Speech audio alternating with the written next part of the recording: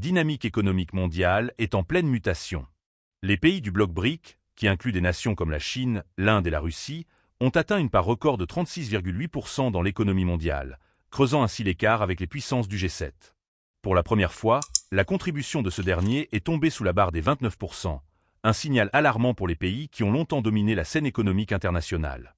Ces chiffres, révélés par RIA Novosti en s'appuyant sur les données du FMI, témoignent d'une évolution sans précédent.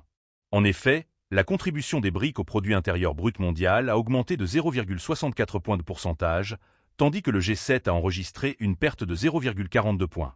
L'écart entre ces deux blocs s'est ainsi creusé à un niveau record de 8 points de pourcentage, contre 6,9 l'année précédente. Les raisons de cette ascension des BRIC sont multiples.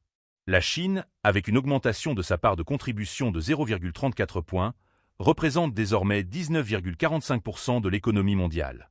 L'Inde suit de près, avec une hausse de 0,25 points, atteignant 8,25%. La Russie, malgré des défis géopolitiques, a enregistré une légère hausse de sa part à 3,54%. Même des pays comme l'Éthiopie, bien que plus petits en termes de PIB, affichent une progression modeste, portant leur contribution à 0,27%. Cependant, la situation n'est pas uniforme au sein du bloc BRIC. L'Égypte et l'Afrique du Sud ont vu leur part diminuer, chacune reculant d'environ 0,01 points, atteignant respectivement 1,14 et 0,50%.